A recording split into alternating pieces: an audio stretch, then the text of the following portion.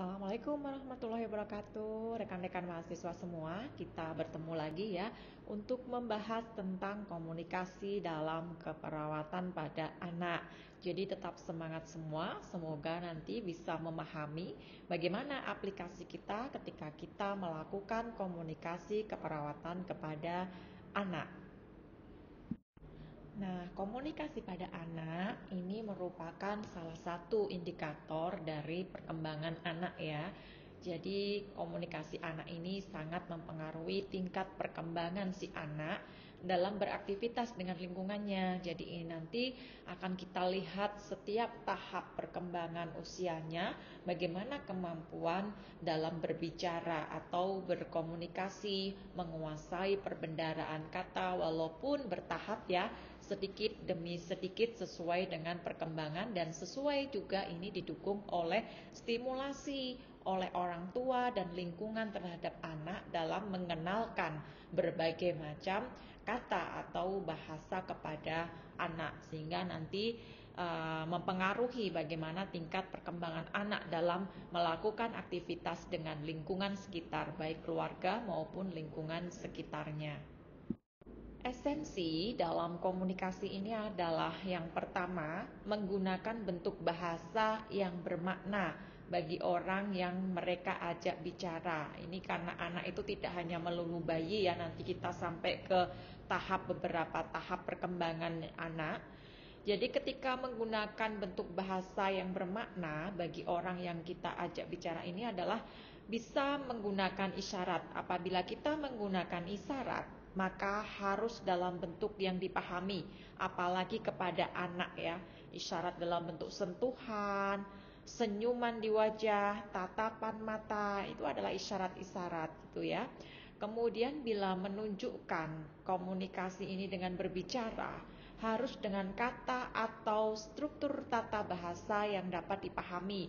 Sehingga pada saat kita berkomunikasi dengan anak itu seyogyanya atau sebaiknya itu kita harus menggunakan tata bahasa yang selain dipahami harus yang benar. Dari mencontohkan itu adalah yang juga benar. Banyak kita lihat di masyarakat kemudian mengikuti si anak ya yang masih misalkan belum fasih menggunakan kata, orang tuanya ikutan. Nah, itu sebetulnya kurang benar. Jadi kita harus bisa menggunakan struktur tata bahasa yang selain benar juga mudah dipahami oleh si anak, sehingga si anak nanti akan belajar mengadopsi kata-kata atau bahasa yang benar yang kita ajarkan kepada mereka. Kemudian yang kedua, anak harus memahami bahasa yang digunakan oleh orang lain. Nah, ini anak usia 18 bulan, ini sekitar 1,5 tahun ya. Komunikasi harus memantapkan kata-katanya dengan isyarat. Nah, ketika bertambah besar, isyarat harus dikurangi nih karena mereka sudah menguasai banyak perbendaharaan kata sehingga lebih sering menggunakan bahasa atau kata-kata yang lebih banyak lagi. Jadi kita sesuaikan dengan perkembangan usia anak. Jadi 1,5 bulan kan belum fasih banyak kata-kata perbendaharaannya, kita masih banyak menggunakan juga isyarat gitu ya. Pada fase perkembangan anak tentunya dari usia misalkan dari bayi sampai dengan toddler itu 1 sampai 3 tahun, itu tentu bentuk komunikasinya harus bertahap. Nah, awal dari mereka adalah bentuk komunikasi prabicara karena sebelum mereka bisa fasih berbicara secara baik seperti layaknya kita yang orang dewasa ya. Nah, sifat komunikasi prabicara ini sifatnya hanya sementara. Nah, itu tadi ya pakai isyarat gitu ya. Bayi misalnya hanya bisa mengoceh, menangis, ya kita akan berikan isyarat seperti itu, tapi sifatnya hanya sementara. Nah, ini sebaiknya ditinggalkan apabila kegunaannya sudah berakhir. Si anak sudah melewati fase tahap perkembangan selanjutnya di mana penggunaan komunikasi prabicara yang menggunakan banyak isyarat itu sudah tidak terlalu banyak harus kita lakukan gitu ya. Nah, ini biasanya dialami oleh anak-anak toddler itu adalah 1 sampai 3 tahun. Kalau ini selama usia 1,5 tahun pertama gitu ya. Nah, ini apa saja sih bentuk komunikasi prabicara tadi sudah Burin jelaskan, salah satunya ya tangisan, ocehan atau celotehan, isyarat dan ekspresi emosional. Nah, ini kan kalau anak-anak seperti itu masih bisa menggunakan ekspresinya masih nangis, ngambek seperti itu ya. Nah, itu kita harus paham sebetulnya apa yang ingin dikomunikasikan melalui bahasa-bahasa isyarat mereka ini. Nah, sekarang tangisan. Tadi ya bahasa isyaratnya yang pertama adalah tangisan. Kalau melalui tangisan, ini anak banyak ya mengekspresikan komunikasinya. Kalau anak yang dari 1,5 tahunan atau 1 tahun atau bayi itu banyak menggunakan tangisan. Nah, ini sebetulnya bentuk komunikasi di mana anak ingin memberitahu tentang keinginannya atau kebutuhannya yang dia inginkan apa. Misalkan menangis karena dia lapar, menangis karena dia misalkan tidak nyaman karena kedinginan atau kepanasan, gerah gitu ya, atau karena dia lelah, tidak nyaman di badannya, atau kebutuhan lain yang ingin diperhatikan. Misalkan ternyata dia pipis, misalkan BAB. Nah, ini kita sebagai perawat ataupun juga sebagai orang tua nantinya yaitu harus memahami bahasa-bahasa isyarat yaitu melalui tangisan ini. Jika kebutuhannya sudah terpenuhi, biasanya bayi akan menangis bila merasa sakit atau tertekan. Ini jika kebutuhannya tidak terpenuhi ya, ini bayi akan menangis bila merasa sakit atau tertekan. Nah, frekuensi tangisan itu akan menurun sejalan dengan meningkatnya kemampuan bicara. Karena apa? Ketika dia sudah bisa berbicara, tentunya dia sudah bisa mengungkapkan secara langsung apa yang diinginkan, apa yang tidak nyaman, apa yang membuat dia tidak suka dan suka, itu sudah bisa dibicarakan dengan orang tua atau orang sekitarnya. Nah, sehingga untuk menangis ini tentunya sudah akan frekuensinya menurun. Nah, sebagai perawat ketika kita akan melakukan komunikasi dengan anak, kita harus paham tentang hal seperti ini. Nah, sekarang ocehan atau celoteh. Nah, bagi Anda semuanya yang mungkin punya adik, punya keponaan bayi, Anda pasti akan tahu di fase perkembangannya mereka akan mengoceh gitu ya. Ocehan ini timbul karena apa? Bunyi eksplosif awal yang disebabkan oleh perubahan dari gerakan mekanisme suara. Seperti merengek, menjerit, bersin, menguap, menangis, mengeluh tapi dalam bentuk ocehan gitu ya yang di bahasa bayi seperti itu. Nah, sebagian ocehan ini akan berkembang menjadi celoteh. Nah, hanya simple misalkan akhirnya nanti akan banyak sekali dia melakukan celotehan yang lebih panjang misalkan ya. Kalau misalkan ocehan kan hanya pendek-pendek simple gitu ya, dan sebagian juga nanti akan hilang. Nah, celoteh ini merupakan mekanisme sebetulnya dari otot-otot saraf bayi ini sudah mulai berkembang gitu ya. Otot-otot saraf untuk bisa menggerakkan mekanisme suara itu sudah mulai terstimulasi. Nah, celoteh ini akan mendorong keinginan dari bayi tersebut sebetulnya untuk melakukan kontak atau komunikasi dengan orang lain gitu ya. Di sana nanti kalau kita sudah dia berceloteh, kita sahut dengan celotehan kita, dia bisa berespon, menangkap dengan tertawa, dengan tersenyum. Nah, seperti itu. Ini adalah memang fase perkembangan dari bayi ya. Memang seperti itu, diawali sebelum bisa berbicara memang hanya bisa selain menangis tadi dengan ocehan atau celotehan ini. Nah, sekarang juga ada yang namanya isyarat. Isyarat ini adalah gerakan anggota badan tertentu yang berfungsi sebagai pengganti atau pelengkap bicara ini pada anak-anak ya. Misalkan pada adik bayi itu mendorong puting susu dari mulut tuh ya. Berarti apa? Kalau mendorong ke dalam mungkin dia sedang haus, pengen sekali untuk minum. Kalau mendorong keluar berarti dia sudah kenyang, misalkan seperti itu. Tersenyum, nah berarti dia sedang senang dan mengacungkan tangan, biasanya seperti itu ya. Kemudian menggeliat, meronta, menangis selama berpakaian dan mandi. Misalkan itu mengkomunikasikan penolakan atau tidak suka seperti itu. Itu adalah yang bisa dilakukan isyarat yang dilakukan oleh bayi atau anak-anak. Hal lain itu adalah ungkapan emosional. Nah, ungkapan emosional ini bisa melalui perubahan tubuh ataupun juga dari raut wajah ya, roman muka. Misalkan apa yang dilakukan oleh anak, kita sebagai perawat harus paham. Misalkan anak itu gembira, nah, dia nanti akan bisa merilekskan badan atau mengendurkan badan, mengangkat kaki atau tangan, tersenyum dan ramah itu bisa kita lihat dari roman wajahnya gitu ya. Ketika si anak marah gitu ya, dia pasti akan agak lebih tegang untuk badannya, seperti bertahan, defend gitu ya. Kemudian gerakan membanting tangan atau kaki itu penolakan itu ya, marah. Roman muka juga tentu akan mengekspresikan, yaitu terlihat lebih tegang, kemudian juga muncul menangisnya gitu. Nah, ini ungkapan emosional juga sebagai bahasa komunikasi yang diungkapkan oleh anak. Untuk komunikasi sesuai tingkat perkembangan anak, ini adalah bahwasanya proses pikir anak-anak itu dimulai dari hal yang konkret atau real atau nyata ke fungsional sampai akhirnya kepada yang abstrak atau yang tidak real gitu ya. Jadi kita mengajarkan ke anak-anak karena memang masih putih bersih ya, itu kita harus ke hal-hal membelajarkan itu proses pikirnya ke hal-hal yang real, memberi contoh ya yang real. Misalkan ini rasanya gula itu misalkan adalah manis, ya rasanya manis itu adalah seperti ini. Pasir itu kasar, ya kita harus mengajak anak untuk bisa touching pasir itu kasar, kerikil itu juga keras, misalkan seperti itu harus real mencontohkannya, bisa merasakan dan sebagainya.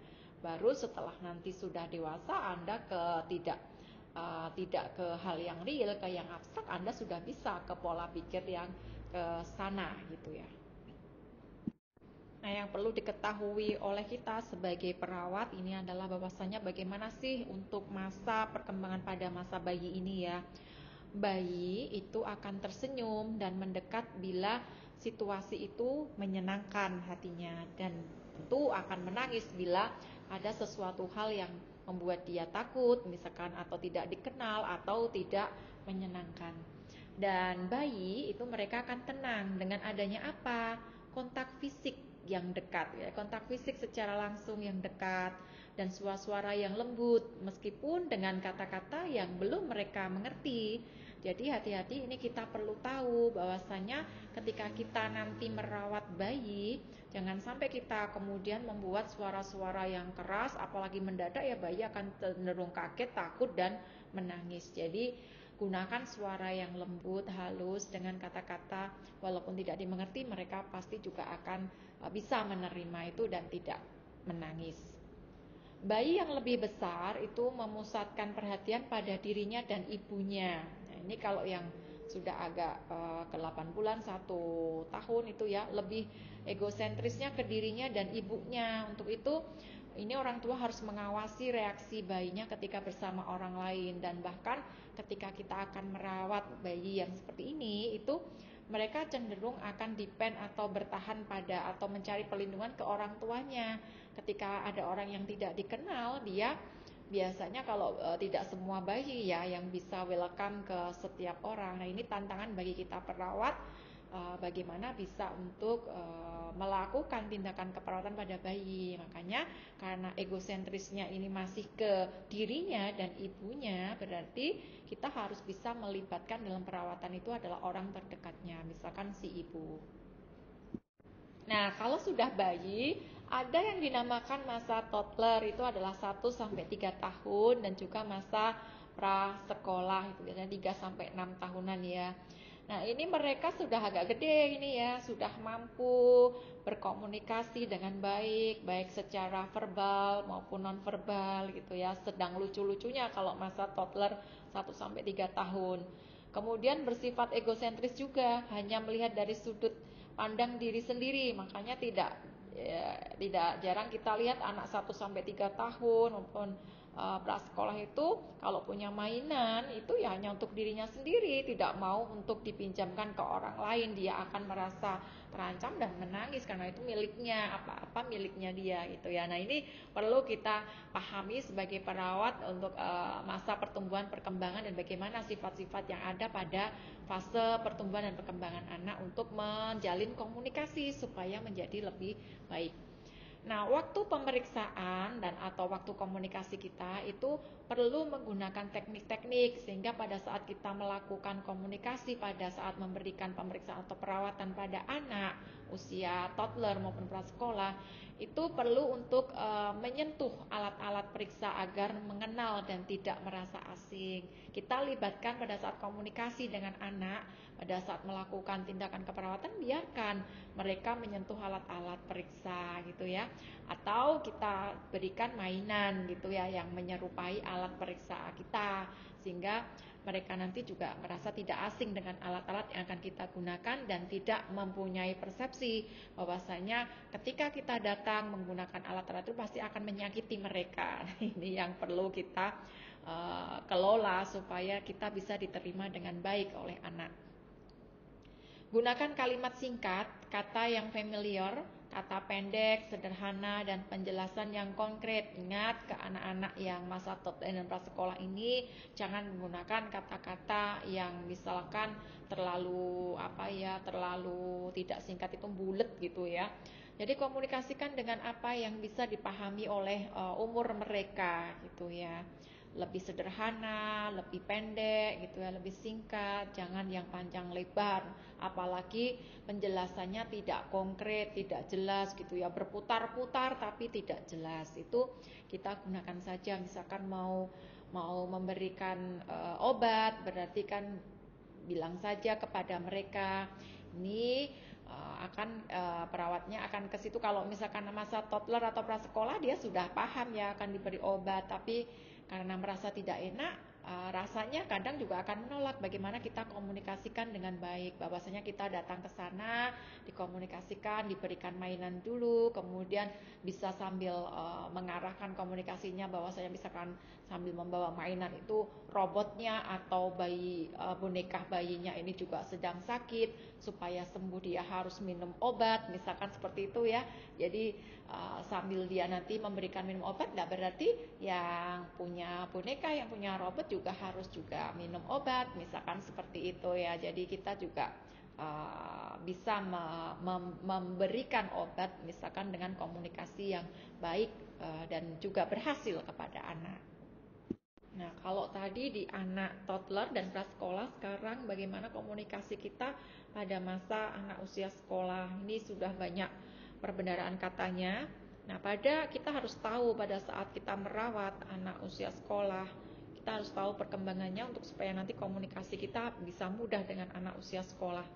Pada masa usia sekolah ini anak kurang mengandalkan pada apa yang dilihat, tetapi lebih apa yang mereka ketahui bila dihadapkan pada masalah baru. Jadi kalau ada sesuatu hal yang dirasakan baru, mereka lebih ke yang diketahui gitu ya. Anak perlu diizinkan, karena hal itu tadi anak perlu diizinkan untuk apa? Mengekspresikan rasa takut dan keheranan yang dialami. Jadi kita bisa komunikasikan, misalkan dia sakit perut, dia pasti sudah bisa ngomong kan, saya sakit perut, nyeri sekali. Oke, silakan, tidak usah takut. Kalau kamu nyeri, kamu mau nangis, kamu mau mengeluh, silakan. Nah, itu perlu diizinkan untuk mengekspresikan dengan kita mengkomunikasikan tadi ya. Pada masa anak usia sekolah ini, anak sudah dapat memahami penjelasan secara sederhana dan mampu mendemonstrasikannya. Jadi ketika kita melakukan asuhan keperawatan pada anak usia sekolah ini sudah agak lumayan enak, karena ketika kita memberikan edukasi, komunikasi tentang kesehatan, kita minta mereka untuk menjelaskan kembali, itu dengan bahasa yang sederhana mereka sudah bisa. Dan pada saat mereka kita komunikasikan untuk mendemonstrasikan juga sudah bisa. Nah, inilah teknik-teknik yang harus kita ketahui pada masa perkembangan masa anak usia sekolah, sehingga komunikasi kita itu harus kita sesuaikan dengan apa sih yang diinginkan oleh anak pada masa usia sekolah. Sehingga pendekatan komunikasi kita gunakan dengan teknik dan strategi sesuai dengan masa perkembangannya ini tadi. Nah, ini walaupun nanti juga ada komunikasi tersendiri pada masa remaja, tapi di sini anak itu fase perkembangan dari bayi juga sampai masa remaja. Ini saya singgung sedikit ya, walaupun nanti ada juga focusing yang ke masa remaja komunikasi triknya. Jadi kalau masa remaja ini lebih mereka itu berpikir dan berperilaku antara anak dan orang dewasa. Ini peralihan ya, masa remaja itu kan memang masa peralihan ya dari anak ke dewasa. Pola pikir, perilaku tentunya juga berbeda, tidak bisa dianggap menjadi anak-anak karena sudah akan menuju ke orang dewasa. Nah, kita sebagai perawat harus menghindari sikap menilai, menjudgment atau menghakimi terhadap apa yang dilakukan, karena dia nanti pasti akan marah. Dia misalkan main game terus, kemudian kita judgment, kamu pemalas. Nah, ini dia nanti akan marah. Jadi jangan menghakimi dia main game karena mungkin sedang bosan, asal jangan berlarut-larut. Jadi cara komunikasi kita tidak dengan menilai atau menghakimi, tentu dengan bahasa yang lebih baik lagi untuk supaya berhenti bermain game, misalkan seperti itu.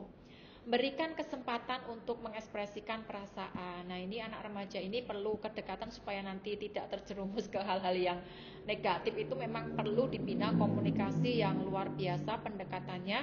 Dia harus diberikan kesempatan untuk mengekspresikan seluruh perasaannya. Bisa menjadi orang yang misalnya kita perawat yang sudah sangat dekat, bisa menjadi tempat curhatnya ya, perasaannya bagaimana, dia ceritakan masalahnya, atau orang-orang terdekat yang dia percaya bisa untuk diberikan kesempatan bagi dia untuk mengekspresikan perasaannya. Nah, pada masa remaja, anak remaja ini butuh diskusi dalam menangani masalah, sehingga penjelasan tentang persepsi yang kurang tepat sangat penting dilakukan. Jadi butuh diskusi supaya persepsinya nanti adalah persepsi yang tepat. Itu yang kurang tepat ini bisa menjadi lebih ke persepsi yang baik dengan apa? Dengan melakukan diskusi dan penjelasan dalam menangani atau memecahkan permasalahan yang dia hadapi. Jadi tidak kemudian langsung kita solusinya ini, kamu harus melakukan ini, tidak memaksakan, tapi butuh untuk dirangkul bersama, diajak ngobrol bersama, diajak berdiskusi bersama terkait apa yang dia permasalahkan, dia rasakan, kemudian diajak untuk mencari solusi bersama. Itu lebih yang disukai oleh anak-anak dengan proses perkembangan masa remaja. Nah, setelah tadi kita tahu bagaimana perkembangan anak, nah sekarang bagaimana komunikasi terapeutiknya kita kepada anak. Cara komunikasi yang terapeutik dengan anak itu adalah beberapa hal yang harus kita perhatikan sebagai berikut. Tadi di atas kita sudah jelaskan bahwasanya nada suara ya, jangan sampai nada suara kita sangat keras, mengagetkan, membentak gitu ya. Agak keras sedikit, tidak membentak aja kadang kaget, dia akan nangis dan takut pada kita gitu ya. Nada suara kita sebagai perawat harus kita atur ketika kepada anak itu harus dengan nada suara yang lembut, halus gitu ya. Kemudian mengalihkan aktivitas gitu ya. Jadi kita dengan anak itu bisa mengalihkan aktivitas, misalkan kita sebetulnya mau memeriksa, jadi anak itu kita bisa alihkan untuk supaya tidak berfokus pada aktivitas pemeriksaan kita sambil bisa bermain dulu dengan dia untuk mengalihkan perhatiannya sedikit ya, padahal kita misalkan mau injeksi. Coba Anda lihat YouTube ya, seorang dokter itu ketika mau nyontek dia pakai komunikasi, pakai permainan supaya dia tidak fokus pada yang lain, padahal kita akan nyontek, sehingga pada saat kita menginjeksi dia itu tidak tahu gitu ya, tidak nangis gitu. Nah, ini mengalihkan aktivitas, bisa dengan bermain, bercerita dan sebagainya. Jarak interaksi. Nah, ini ya jarak interaksi, karena tadi perlu kedekatan. Anak yang bayi tadi atau anak-anak itu butuh adanya kontak dekat dengan fisik, tapi ketika kita adalah orang asing, itu juga dia akan takut, jadi butuh sering kontak gitu ya, sering berinteraksi sampai dia mengenali kita. Karena kalau kita tidak sering kontak, itu adalah alien atau asing menurut dia, dan dia pasti akan takut gitu ya. Kalaupun sudah sering kontak karena tipe anak itu berbeda-beda, tetap takut dengan kita sebagai misalkan petugas kesehatan, ya kita bisa libatkan orang tua. Nah, kemudian perlu memperhatikan juga untuk komunikasi terapeutik pada saat marah diri kita ya, misalkan perawat sedang emosionalnya nggak terkontrol, ya jangan mendekati anak dulu ya. Ini jangan melakukan komunikasi dengan anak, dan ketika ini adalah versinya di anak yang sedang marah, berarti kita juga harus bisa menenangkan si anak gitu ya. Marah ini menolak kita atau apa, berarti kita teknik pendekatan dalam komunikasinya juga harus kita perhatikan untuk lebih diperbaiki lagi. Kita bisa menggunakan berbagai macam strategi supaya anak tidak marah dan moodnya kembali baik. Di anak ini menyenangkan karena strategi untuk komunikasi itu ada banyak. Bisa bermain, storytelling, kemudian mengajak jalan-jalan, terapi bermain bersama, itu banyak sekali, tinggal disesuaikan dengan usianya gitu ya, perkembangan tadi. Kemudian kesadaran diri. Nah, ini kesadaran diri itu kita sebagai perawat itu juga harus mengetahui bagaimana sih kelemahan, kelebihan diri kita. Nah, itu untuk melakukan komunikasi kepada anak. Kita harus menguasai terlebih dahulu apa saja yang harus kita perlukan untuk di enlarge atau dikembangkan dalam diri kita dalam melakukan komunikasi dengan anak ya. Kalau kita sedang tadi ya emosional, ya tahan dulu, kita harus bisa mengendalikan emosi. Kalau kita belum tahu keterampilan komunikasi untuk anak, ya kita harus melajari dulu gitu ya. Hal-hal itu yang membuat kesadaran diri kita harus benar-benar siap untuk bisa bertemu, berhadapan dengan pasien dan melakukan komunikasi yang lebih baik dengan anak, karena ini pasiennya adalah anak. Touching, sentuhan gitu ya. Sentuhan ini pun juga sangat dibutuhkan pada saat kita melakukan komunikasi terapeutik dengan anak. Tentunya sentuhan ini adalah sentuhan bukan yang kasar ya, tapi sentuhan yang lembut. Anak itu mengekspresikan kita memberikan caring, peduli, perhatian kepada mereka. Nah, ini juga sangat dibutuhkan oleh anak-anak pada saat kita melakukan komunikasi terapeutik dengan anak. Nah, selanjutnya kita akan mempelajari sebetulnya teknik berkomunikasi dengan anak itu bisa menggunakan teknik apa saja gitu ya. Tentunya ada teknik nonverbal maupun verbal yang nanti akan saya jelaskan beberapa hal ini. Banyak sekali untuk teknik nonverbalnya. Ada teknik orang ketiga, neurolinguistik atau programming, kemudian facilitative responding, storytelling, biblioterapi, fantasi, mimpi, pertanyaan bagaimana bila, kemudian misalkan bermain 3 permintaan, rating game, words association game, ini untuk merangkai kata, sentence completion, pros and cons, itu banyak sekali. Jadi ini bisa Anda, ini ya sebetulnya cari ini tentang apa gitu ya. Nah, ini adalah teknik-teknik nonverbal yang perlu kita pelajari pada saat kita nanti melakukan komunikasi dengan anak, itu bisa lebih menarik dan kita bisa lebih diterima. Kemudian setelah teknik nonverbal ada teknik verbal ya, tentunya pada saat kita melakukan komunikasi dengan anak. Nah, apa saja teknik verbal ini? Bisa pada saat teknik verbal itu kita mengucapkan komunikasi itu sambil menulis, menggambar, gerakan gambar keluarga, sosiogram, menggambar bersama keluarga, kemudian bermain. Ini adalah teknik-teknik yang bisa kita lakukan pada saat melakukan komunikasi terapeutik dengan anak. Ini dari sekian banyak teknik itu saya akan jelaskan beberapa di sini ya. Misalkan teknik orang ketiga. Ini adalah mengungkapkan ekspresi perasaan orang ketiga, dia atau mereka. Jadi perawat mengatakan terkadang bila seorang sakit ada perasaan marah atau sedih karena dia tidak mampu berbuat seperti apa yang orang lain lakukan. Nah, lalu lanjutkan, apakah engkau pernah merasakan hal seperti itu? Gitu ya. Itu adalah ini teknik komunikasi sebetulnya sambil bermain dengan anak gitu ya, teknik orang ketiga, dia atau mereka. Jadi kita menggunakan padanan kata sambil mengatakan kepada mereka. Yang selanjutnya adalah neurolinguistic programming. Nah, ini dengan menggunakan sensori yang sama, perawat dapat meningkatkan hubungan dan mengkomunikasikan informasi untuk lebih efektif. Contohnya ini kan kita ceritakan pada saya tentang apa yang kamu lihat. Nah, itu ya merangsang untuk neurolinguistiknya. Apa yang kamu dengar yang membuat kamu melihat sesuatu itu seperti ini. Ingat di sini ya, ceritakan apa yang kamu lihat, apa yang kamu dengar gitu ya. Ini adalah untuk merangsang neurolinguistiknya, apa yang sebetulnya dia bisa tangkap dari sensori. Sensori itu adalah terkait dengan perangsangan saraf-saraf yang ada di kita, bisa saraf penglihatan, untuk pendengaran, berbicara dan sebagainya. Sehingga dia bisa mengeluarkan atau mengkomunikasikan apa yang dia bisa lihat, bisa dengar, bisa rasakan seperti itu. Itu menggunakan teknik neurolinguistic programming. Teknik bertanyanya, komunikasinya adalah seperti ini. Kemudian ada facilitative responding. Nih ya, facilitative responding ini misalkan saya benci ke rumah sakit dan mendapat banyak suntikan gitu ya. Responnya adalah engkau merasa misalkan benci karena apa gitu ya. Jadi kita memfasilitasi respon kita kepada apa yang diungkapkan oleh si anak tadi.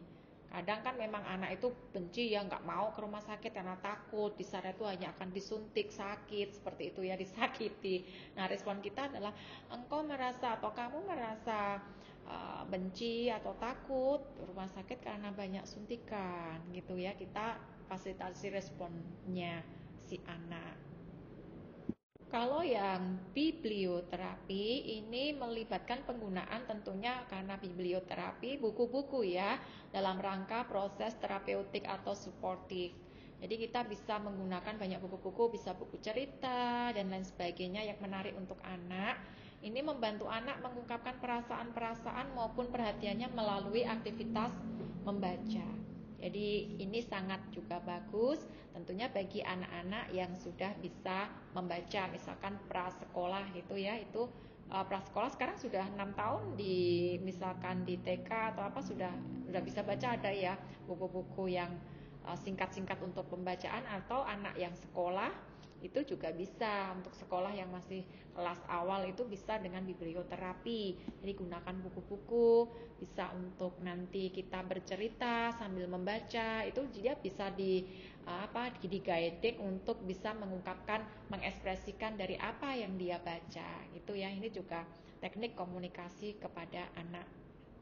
Yang selanjutnya kita bisa menggunakan terapi, misalkan ini ya, komunikasi terapeutiknya menggunakan metode untuk teknik sosiogram. Ini juga teknik bermain, tapi di sini bagaimana sosiogram ini adalah menggambar ruang kehidupan atau lingkaran dalam keluarga. Berarti ini tekniknya kita melakukan pendekatan komunikasi dengan anak tapi dengan menggunakan gambar.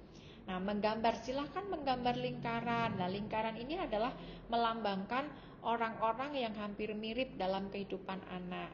Misalkan suatu lingkaran melambangkan orang-orang yang hampir mirip dalam kehidupan anak. Misalkan si ibu, silahkan digambarkan dengan sebuah lingkaran itu bagaimana gitu ya.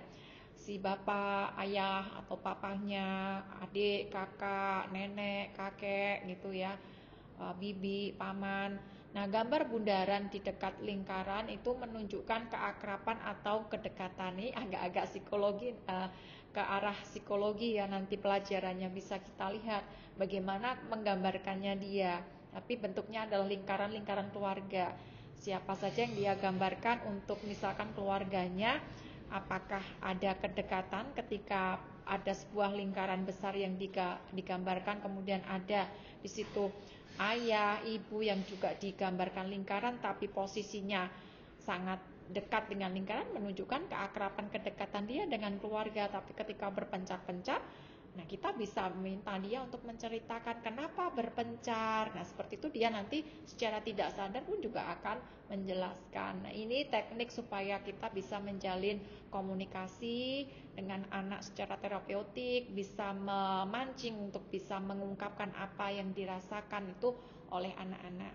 Nah Itu tadi beberapa hal penjelasan, beberapa teknik yang bisa kita lakukan pada saat kita melakukan komunikasi terapeutik pada anak. Banyak sekali pendekatan yang dapat kita lakukan untuk teman-teman mahasiswa semua, dan ini harus diaplikasikan gitu ya, karena ke anak itu tekniknya tidak semua perawat bisa diterima secara langsung gitu ya. Teknik pendekatannya butuh ekstra atau lebih supaya bisa diterima, sehingga interaksi kita dan kemampuan komunikasi kita harus selalu kita latih dan selalu kita aplikasikan kepada pasien anak kita gitu ya. Jadi kita juga harus sering berlatih untuk melakukan komunikasi dengan anak. Tuh. Nah, semangat untuk rekan-rekan mahasiswa semuanya. Ini sebagai tambahan pengetahuan, tetapi harapan Burin setelah ini aplikasikan, cari adik atau tetangga dengan protokol kesehatan yang ketat, aplikasikan komunikasinya. Apakah Anda bisa diterima? Aplikasikan beberapa teknik tadi, satu atau dua, silahkan. Itu untuk menguji apakah Anda bisa diterima oleh mereka. Dengan catatan Anda selama ini belum intent dekat dengan mereka loh ya, misalkan seperti itu. Nah, itu silahkan bisa diaplikasikan dengan anggota keluarga Anda gitu ya, atau masyarakat terdekat Anda, tetangga Anda, dengan protokol kesehatan yang ketat gitu. Sebab semangat, semoga sukses untuk Anda dalam berkomunikasi yang terapeutik. Assalamualaikum warahmatullahi wabarakatuh.